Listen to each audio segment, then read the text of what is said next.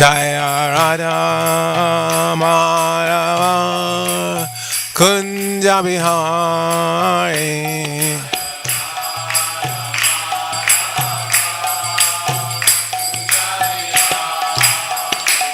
Jaya Radha Madhava Kunja Bihari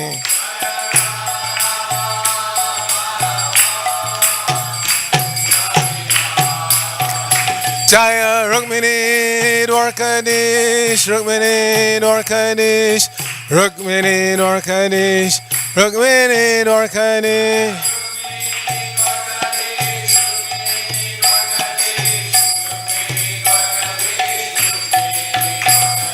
Jaya Jagannath Jaya Jagannath Jaya Baladeva Jaya Subhadra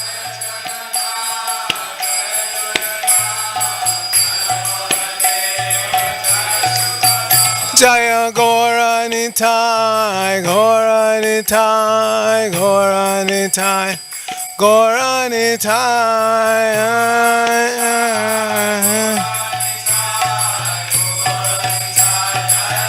Nitai Gaur Haribol, Haribol, Haribol, Gaur Haribol.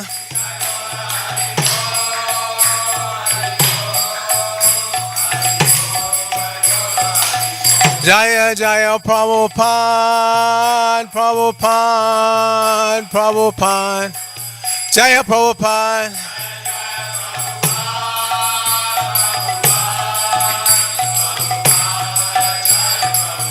Jaya Jaya Prabhupada, Prabhupada, Prabhupada, Srila Prabhupada.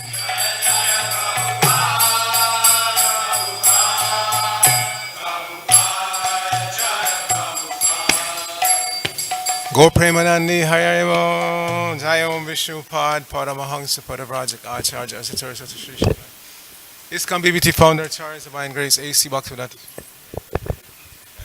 Nitya Lila Parishya Om Vishnupad Divine Grace Srila Bhakti Siddhanta Saraswati Thakur Prabhupada Ki Jai Ananta Koti Vaishnava Vrinda Ki Jai Nama Acharya Srila Haridas Thakur Ki Jai Prem Sakahosh Krishna Chaitanya Prabhu Nityananda Shri Advaita Gadadhara Shri Vasudeva Gaur Bhakta Vrinda Ki Jai Shri Shri Radha Krishna Gopa Gopadasha Makunda Radha Kunda Giri Govardhan Ki Jai Shri Brajamuminam Nam Ki Jai Shri Navadip Mayapur Dham Ki Jai Shri Lachal Jagannath Puri Dham Ki Jai Ganga Mai Ki Jai Jamuna Mai Ki Jai Bhakti Devi Ki Jai Shrimati Tulsi Maharani Ki Jai Most beautiful worship Shri Shukmini Dwarkadish Ki Jai Shri Shukmini Dwarkanath Ki Jai Shri Shri Jagannath Baladev Subhadra Ki Jai Shri Shri Gornitai Ki Jai Samaveta Bhakta Vrinda Ki Jai Going back to home, back to Godhead, Ki Jai. ISKCON, Los Angeles, Yatra, Ki Jai. Brihadmadanga, Transcendental Book Distribution, Ki Jai. International Food for Life, Transcendental Prasadam Distribution, Ki Jai. Shri Harinam Sankirtan, Ki Jai. Nitai Gaur Premanandi, Hari Haribol. All glories to the assembled devotees. All glories to the assembled devotees. All glories to the assembled devotees. All glories are glories to Shri Shri Guru and Gauranga. Glory Srila Prabhupada.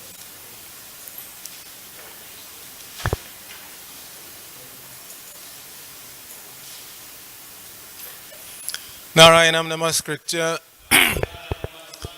Naram Chaiva Narotamam Deving Saraswatim Vyasam Tato Jayam Hadirayat. Before reciting the Srimad Bhagavatam, which is our very means of conquest, let us offer respectful obeisances unto the personality of God and Lord Narayan, unto Narayan Rishi, the supreme human being, unto Mother Saraswati, the goddess of learning, unto Srila Vyasadeva, the author, and unto Srila Prabhupada, who is the translator, commentator, and our spiritual master. Nashna Prayeshu Abhadreshu Nityam Bhagavata Sevaya Bhagavatuttama Shloke Bhaktir Bhavati Naistiki. By regularly attending the Srimad Bhagavatam class and by rendering service unto the pure devotee, all that is troublesome to the heart is almost completely destroyed. And loving devotional service unto the personality of God, who is worship with transcendental songs, becomes established as an irrevocable fact. Om Namo Bhagavate Vasudevaya. Om Namo Bhagavate Vasudevaya. Om Namo Bhagavate Vasudevaya.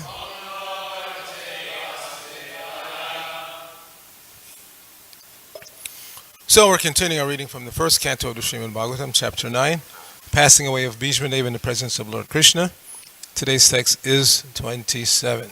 Dana, Dharman, Raja, Dharman, Moksha, Dharman, Vibhagashaha, Stri, Dharman, Bhagavad, Dharman, Samasa, Vyasa, Yogataha, Dana Dharman, Raja Dharman, Moksha Dharman, Vibhagashaha, Stri Dharman, Bhagavad Dharman,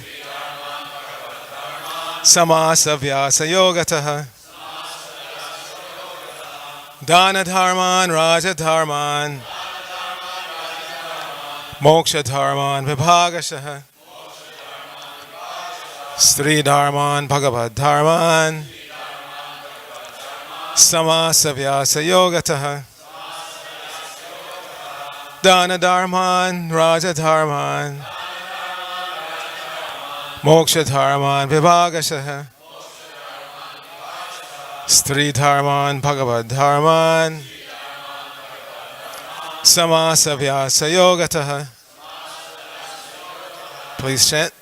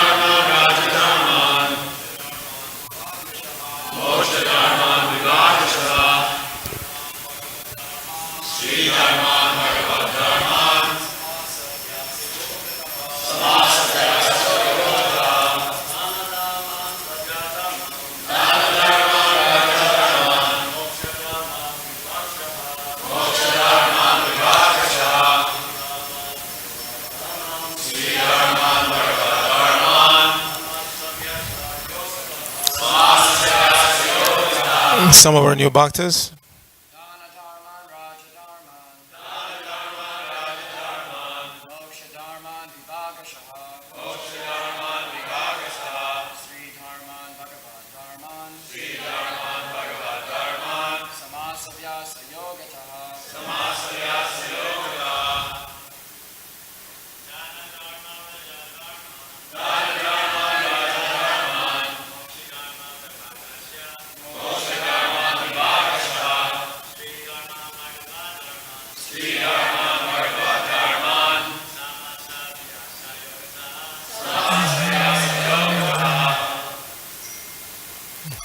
Anyway, Dana Dharman, Raja Dharman, Moksha Dharman, Vibhagashaha, Sri Dharman, Bhagavad Dharman, Tamasa Vyasa Yogata. Very good. Vaishnavis. Dana Dharman, Raja Dharman, Moksha Dharman, Vibhagashaha, Sri Dharman, Bhagavad Dharman,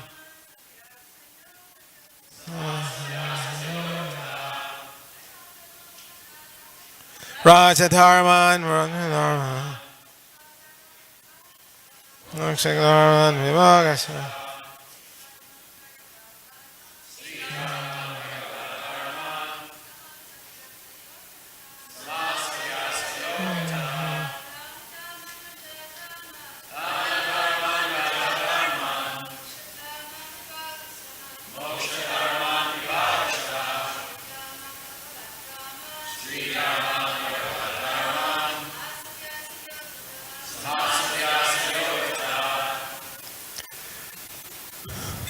Do we have any new ladies in the ladies' ashram?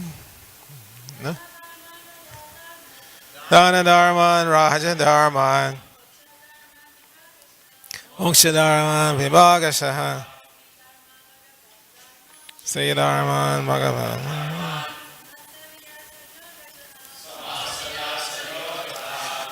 Okay, synonyms: Dana Dharman, the acts of charity. Raja Dharman, pragmatic activities of the kings. Moksha Dharman, the acts for salvation.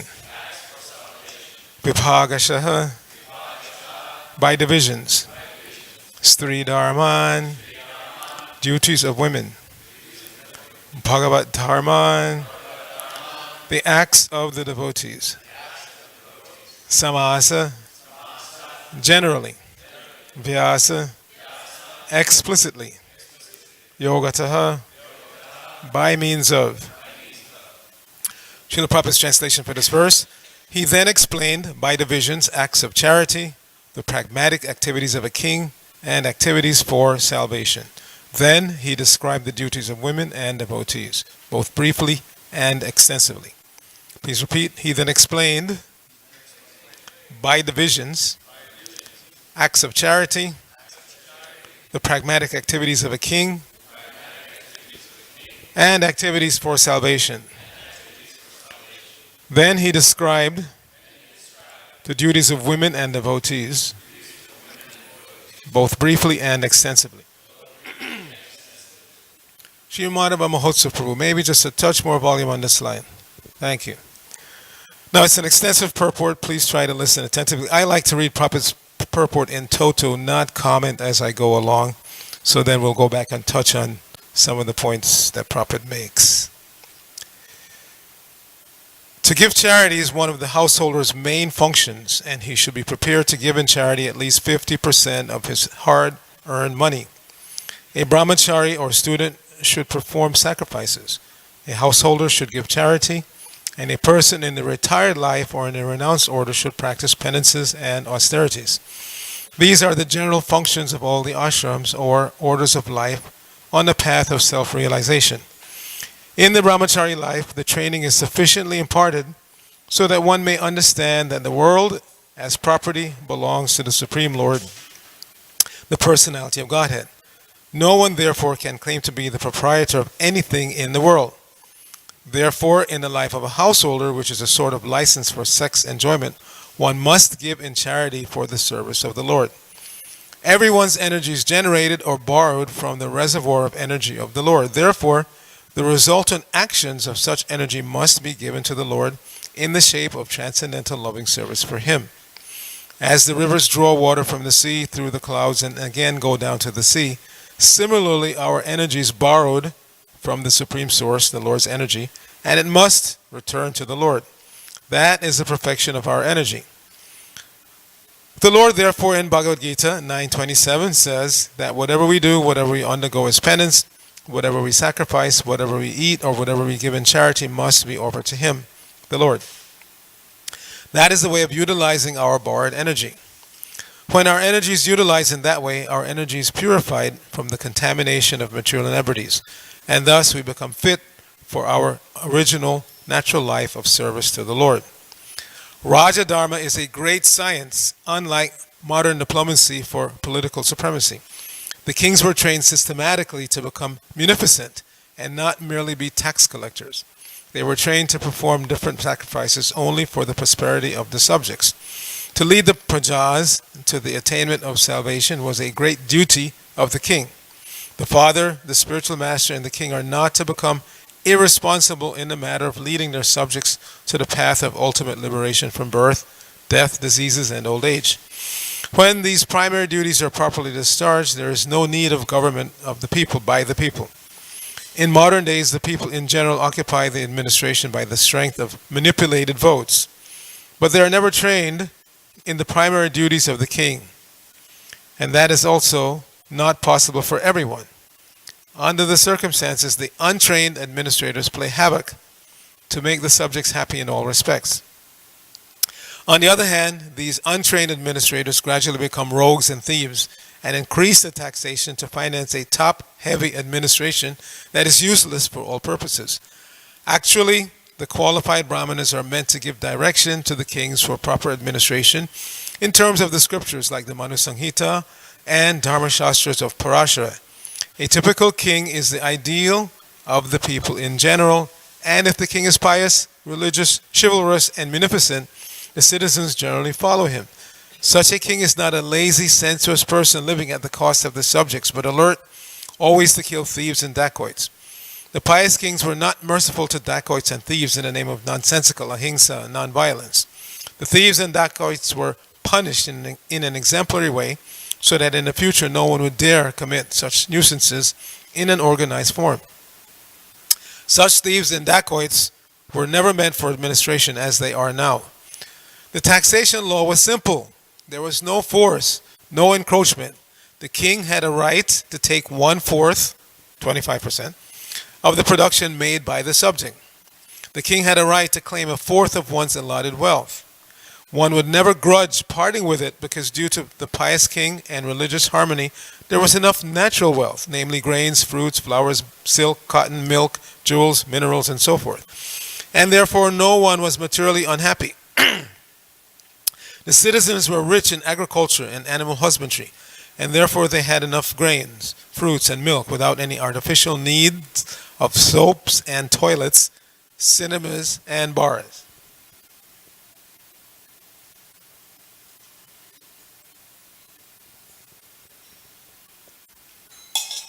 The king had to see that the reserved energy of humanity was properly utilized. Human energy is meant not exactly for fulfilling animal propensities, but for self-realization. The whole government was specifically designed to fulfill this particular purpose. As such, the king had to select properly the cabinet ministers, but not on the strength of voting background. The ministers, the military commanders, and even the ordinary soldiers were all selected by personal qualification, and the king had to supervise them properly before they were appointed to their respective posts. The king was especially vigilant to see that the tapasvis, or persons who sacrificed everything for disseminating spiritual knowledge, were never disregarded. Confirmed. The king knew well that the Supreme Personality of Godhead never tolerates any insult to his unalloyed devotees. Such tapasvis were trusted leaders even of the rogues and thieves who would never disobey the orders of tapasvis. The king would give special protection to illiterates, the helpless, and widows of the state. The defense measures were arranged previous to any attack by the enemies. The taxing process was easy, and it was not meant for squandering, but for strengthening the reserve fund. The soldiers were recruited from all parts of the world, and they were trained for special duties. As far as salvation is concerned, one has to conquer the principles of lust, anger, unlawful desires, avarice, and bewilderment. To get freedom from anger, one should learn how to forgive. To be free from unlawful desires, one should not make plans. By spiritual culture, one is able to conquer sleep. By tolerance only can one conquer desires and avarice. Disturbances from various diseases can be avoided by regulated diets. By self-control, one can be free from false hopes, and money can be saved by avoiding undesirable association. By practice of yoga, one can control hunger, and worldliness can be avoided by culturing the knowledge of impermanence. Dizziness can be conquered by rising up, and false arguments can be conquered by factual ascertainment. Talkativeness can be avoided by gravity and silence, and by prowess one can avoid fearfulness. Perfect knowledge can be obtained by self-cultivation. One must be free from lust, avarice, anger, dreaming, and so on, to actually attain the path of salvation. As far as the woman class are concerned, they are accepted as a power of inspiration for men. As such, women are more powerful than men. Do you hear that? Mighty Julius Caesar was controlled by a Cleopatra. Such powerful women are controlled by shyness. Therefore, shyness is important for women. Once this control valve is loosened, women can create havoc in society by adultery. Adultery means production of unwanted children known as Varna Shankara, who disturb the world. The last item taught by Bhishmadev was the process of pleasing the Lord. We are all eternal servants of the Lord, and when we forget this essential part of our nature, we are put into material conditions of life. The simple process of pleasing the Lord, for the householders especially, is to install the deity of the Lord at home. By concentrating on the deity, one may progressively go on with the daily routine work. Worshipping the deity at home, serving the devotee, hearing the Srimad Bhagavatam, residing in a holy place, and chanting the holy name of the Lord are all inexpensive items by which one can please the Lord. Thus, the subject matter was explained by the grandfather to his grandchildren. Nama Om Vishnu Padaya Krishna Prasaya Bhutale Srimati Bhaktivedanta Swaminiti Namane Namaste Saraswate Deve Gauravadi Pacharine Nirvishesha Shunyavadi Paschatya Deshatarne. So there's so much in this. We could give a seminar lasting for months just on this one purport. But I'd like to start with the last paragraph because it can be confusing what Prabhupada said here, that deity worship performed at home. Prabhupada specifically dealt with that right here in New Dwarka. He said he did not want the householders of his society, those living in the temple community, to worship deities at home. Come and worship the deity in the temple. This householder deity worship, he said, was meant for those who live far away from the temple, who cannot come to the temple on a regular basis, and it should be done to the same standard as the temple. If you want to establish deities at home, they should be worshipped to the same standard as the temple. That was Prabhupada's advice to householders. Not that we live in a temple community, we have our home deities, and then we don't have time to come and worship Rukmini Dwarkadish. That was not the idea. That was not the idea. Generally speaking, one comes up through the ashram system, brahmachari, brahmacharini, and when you become second initiated, you're trained how to worship the deities, so that when you become a householder, you can really concentrate on that, because the deity worship is meant for several purposes. One purpose is that Prabhupada said, if you don't worship the deity, then you remain impersonal. God is a person. Krishna is a person. Krishna eats. I was listening to a lecture from 66 a few nights ago. So Prabhupada is saying, stressing about this offering prasadam, offering bogan, which then becomes prasadam. And he said in India there are a class of men, he said there's so many offshoots of the Vedic culture. One of them is called the Arya Samajis. It's an offshoot. It's not real Vedic culture. And they don't believe in temple worship. So one of them, Prabhupada said, asked him, said, Swamiji, do you believe that God eats? Prabhupada said, yes. Why do you think that God eats? Because he says he eats. So Prabhupada said, they're so foolish. They'll follow their own mental speculation. They'll follow some other ordinary person's mental speculation, but they won't follow what Krishna says in the Bhagavad Gita. He said, but we're not so foolish. Krishna says in the Bhagavad Gita, I eat, and therefore we accept. And we offer Bhoga to Krishna, and we accept the remnants as prasadam because Krishna says, I eat it. They want to follow some ordinary person's speculation about what is right and what is wrong, what is factual, what is not factual. But we follow Krishna. We're not so foolish to follow some ordinary person's speculation. We follow Krishna. So Krishna says he eats. So this household deity worship, again, is meant for those who are living at some distance. They can't come to the temple on a regular basis. So they establish some deity of the Krishna at home, and they worship according to the proper standard that is they've been taught in the temple. Hopefully they've come up through the ashram system again. They are exposed to deity worship on a regular basis by seeing, like our young bhaktas now, they're not yet allowed to worship the Lord, but they can see what the standard is. It's not some ordinary thing. It's not an ordinary thing. It requires a lot of dedication, planning, thoughtfulness, surrender to worship the deity on this kind of level. And therefore they start to get the idea of devotional service. Two things are there. Devotion has to be there, and a service mentality. And that devotional service cannot be used as a club. Sometimes, after a devotee has been established in some service for some time, they unfortunately use it as a club over the administrator. If you don't do such and such and such, I will stop my service. That's not the right mood. Then you're not doing service. You're engaging in some kind of negotiation, some kind of cosmic, negotiation. That's not allowed.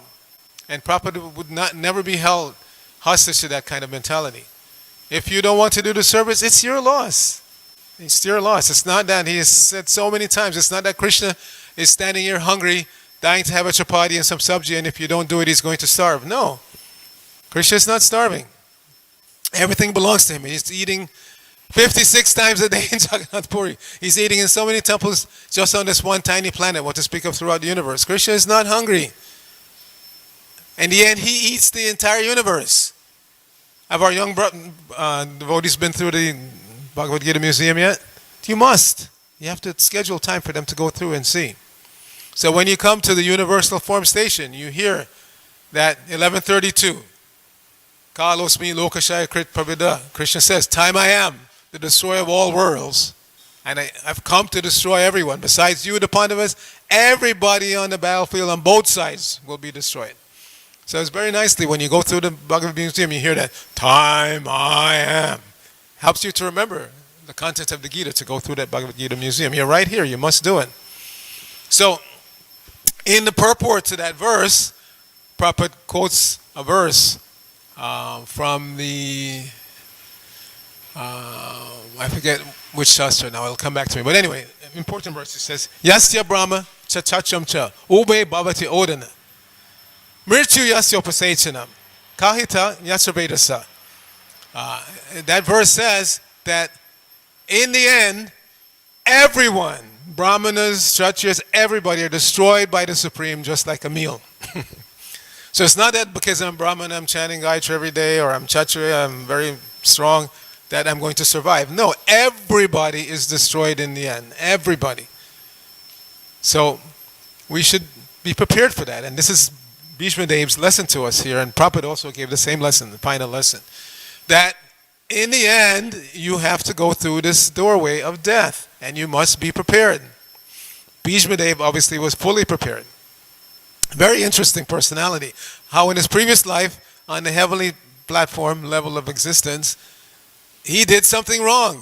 He stole Vasishta's cow. Yet in his next birth on this planet, earthly level of existence, he becomes a Mahajan. So it's not that all of the Mahajans come directly from Vaikuntha to the earth planet. No. No, some of them, they're already in this material world. Maybe even in their previous birth they did something wrong, like Bhishma Dev did. He was cursed, therefore, to take birth on this earth planet. Took birth from the womb of Ganga Devi. But because he was the one who actually stole the cow, he had to stay longer than the others. The others were killed right away at birth and went back to the heavenly strata. But because he was the one who actually took that cow, that Kamadhenu of Vasishta Muni, he had to stay. And how long did he stay? Hundreds of years. By the time Krishna left this planet, he was more than 125 years old, materially speaking. Bhishma Dev was much older than that.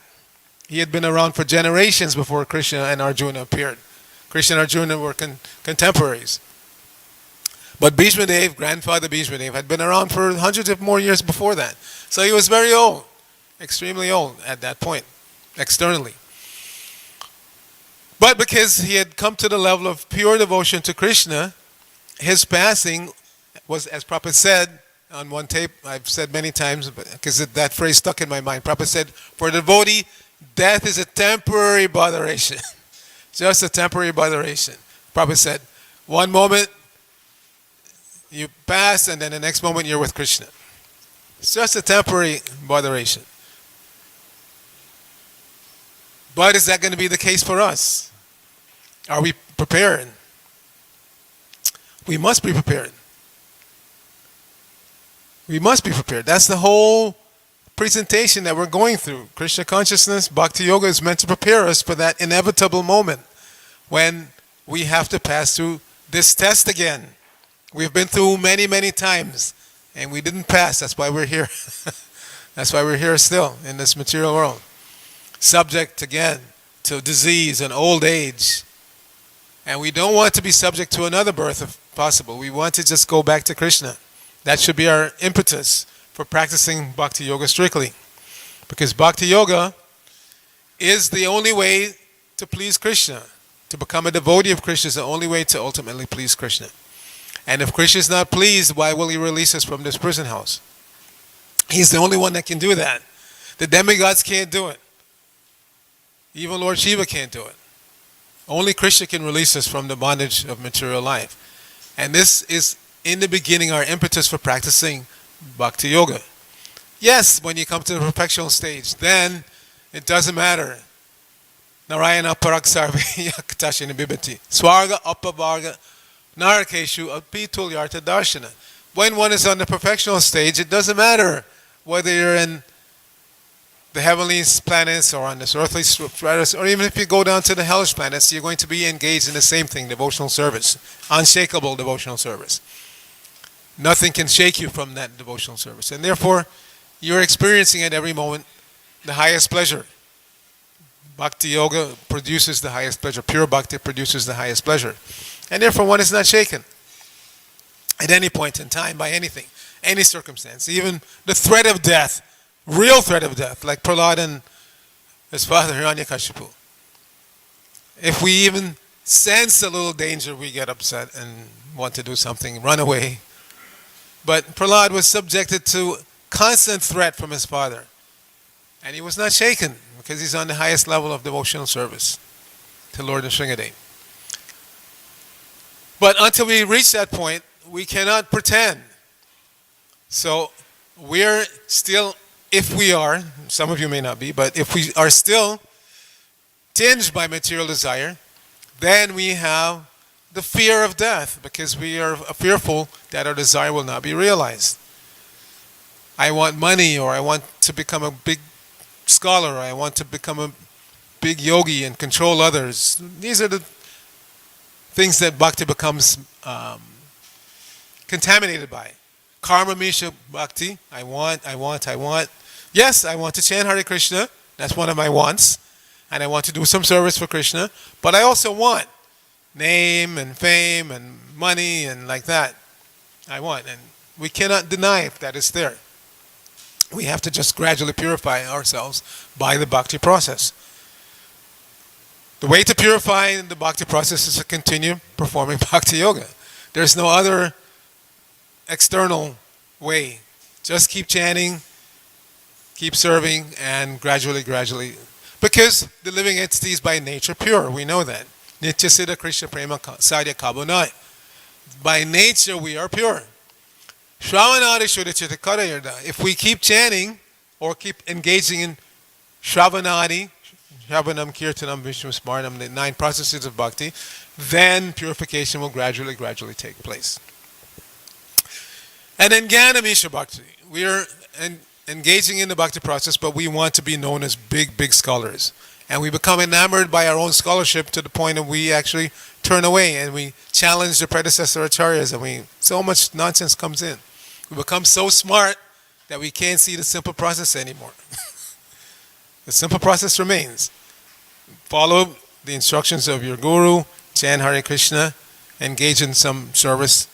Menial service, not just some highfalutin service. I am a Jnani, therefore I have to have some. No, whatever service is given to me, I perform. And happily.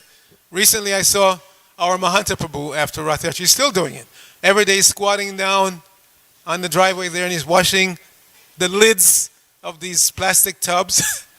So I said, Mahanta, do we really have to save these? Can't we throw them away and buy new ones next year? No, we have to. I said, but can't you get some younger devotee, newer devotee? Because, I'm 66 in October. He's about my age.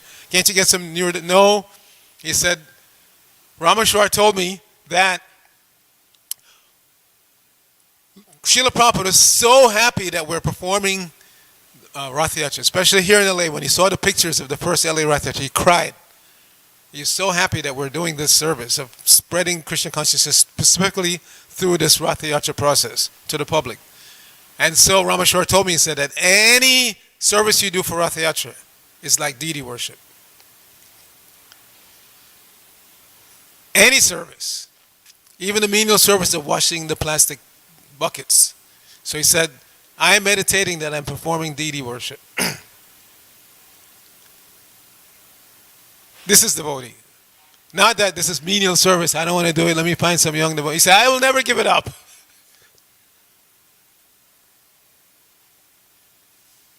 This is devotee mentality. Not that I only want to be the temple president and I don't want to do any menial service. No, menial service for the Lord. How did Prataparuja endear himself to Lord Chaitanya? By menial service, by sweeping in front of Lord Jagannath's current. So we should always understand that any service that we're given, it's a privilege. It's not a right. It's a privilege. And we should not use that service when we become expert at it, supposedly, to threaten the administration that if you don't do such and such and such, I will stop my service. Then you're not doing service. You're not doing service. That's the wrong mentality. That's not a good mentality to have. We should feel so privileged that in spite of being in this material world and doing so much nonsense, sinful activities for so many countless lifetimes, Krishna has given me, out of his causeless mercy, some service to do, distributing books or cooking or cleaning or washing the Rathiyacha plastic buckets or deity worship, whatever it is, it's a privilege. It's a privilege that Krishna has given us, and we should be very, very thankful and so humble. And if we do it in that mentality, then Krishna will reveal everything to us, just like that story from Srila Bhaktisiddhanta. Some big Jnani scholar came to see him. And so that scholar came to one of his mats, I forget which one it was, and he said to one of the disciples, I'd like to ask your Guru Maharaj some questions. So the disciple went to Bhaktisiddhanta and said, Guru Maharaj, there's this big scholar who's come to see you and he has some questions. Srila Bhaktisiddhanta, tell him I'm busy. If he likes, he can take some engagement in the meantime and I'll see him later. So at least he was humble enough. So the devotees engaged him in cleaning the deity paraphernalia. Not sitting there and discussing some big ideas, but cleaning the deity. So they gave him some brass and paraphernalia to polish the brass. And he was doing it for hours. And then after some time, then Bhaktisiddhanta said, yes, I can see him now. So he came. Bhaktisiddhanta said, so you have some questions? He said, no. I realized just by polishing the brass, all his questions were answered. So it's like that. Whatever service we are given to do, it is a privilege. It is a blessing, mercy that Srila Prabhupada and Krishna is giving it to us to do. And we should do it in that mood. Not that because I've been doing it for 10 years, 20 years, 30 years, whatever, now I am big Mahant and I can... No, not like that. Always humbly. Whatever Guru and Krishna asks us to do, we should do. And sometimes it may not be what we think we should be doing. Sometimes you're the best book distributor on the planet. But the authorities decide, we want you to stay back and become the Bhakta leader. Yes, I surrender. Yeah, you may discuss. It's not that we're impersonal. There may be discussion. But if after the discussion with the authorities, the Guru, it is decided that this is what I want you to do, then you do it. Or just the opposite. You could be a big Bhakta leader or the best kitchen leader that ever existed, but now they want you to go out and distribute books. Then you surrender to that. You do it. That is a process of surrender. If you always do what you want to do, then where's the surrender? There's no surrender. Then you're back on the platform of your mind being your guru. Whatever your mind tells you to do, you do, and you're your own guru. And that's what keeps us in this material world. Lifetime after lifetime, Maya convinces us, you're your best guru. You don't need to listen to anybody else. Just do what your mind and heart tell you to do and everything will be fine. No, it's not like that. It's actually an offense. Offense to not do what the guru asks you to do. Big offense. And therefore sometimes the guru will not ask. And there was an incident where Prabhupada wanted one temple president from one place to move and do something else. So there was discussion, but in the end Prabhupada said, well, if you like, you can do it. So when they left, the other devotees said, Prabhupada, why didn't you order him to do it? Prabhupada, why didn't you order him? Prabhupada said, because if I ordered him and he didn't do it, it would be a big offense. Therefore I left it up to his discretion. So, but it's not a discretionary process. It's a process of surrender. Shishyaste ham sabhimam prapanam. This is the very first verse in the Bhakti Shastri study course. So if you're studying Bhakti Shastri, that's the very, very first verse. Shishyasteham sabimam. I am your disciple and a soul surrendered unto you. Please instruct me. That's how bhakti starts. If you don't have that mentality, then everything else is just gloss. Then we are not spinning, we're spinning our wheels actually. We're not getting very far down the road. You have to start by surrendering. And surrender means, I am your disciple, a soul surrendered unto you. Tell me what to do. I've been telling myself what to do for lifetime after lifetime and I'm not getting anywhere. Tell me what to do. So anyway, like I said, it's a long purport. We can go on and on about the duties of the king and administrators. It's all very clear anyway. Prabhupada is very clearly described. Nowadays we have thieves and rogues and rascals for administrators. We don't have real kings. Nowadays what passes for monarchy is like the Queen of England. She's celebrated because her umbrella, the color of her umbrella matches her clothes.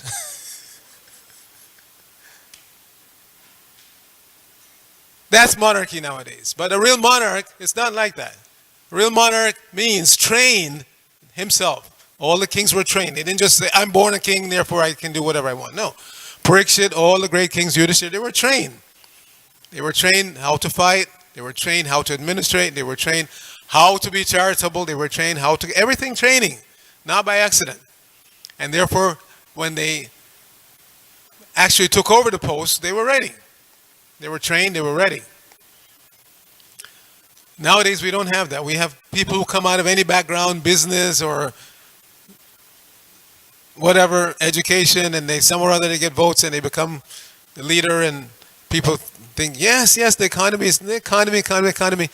That's all they talk about all around the world, and the whole world economy is messed up. They can't even do that because you can't do it right if you don't understand, like Prabhupada said. Everything belongs to Krishna and should be used in Krishna service. Your energy is actually taken from Krishna, has to be given back to Krishna in the form of service. These simple concepts they don't understand and therefore they don't get anywhere. They simply make a huge mess. Anyway, we'll stop here if there are any maybe one or two questions before we leave. Rabindranath Prabhu.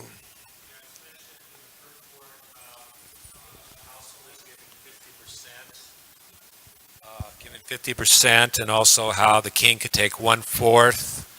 So how is that supposed to work? Like if a householder is very poor and he has to give taxes also, so how does he do that? Yeah, this is the ideal. This is the ideal. Now some say, well, Rupa Goswami, it doesn't mention that he was giving 50% all along. It mentions that in the end, he divided his money when he left his government post and he gave 50% to the devotees, 25% to family, and 25% for emergency.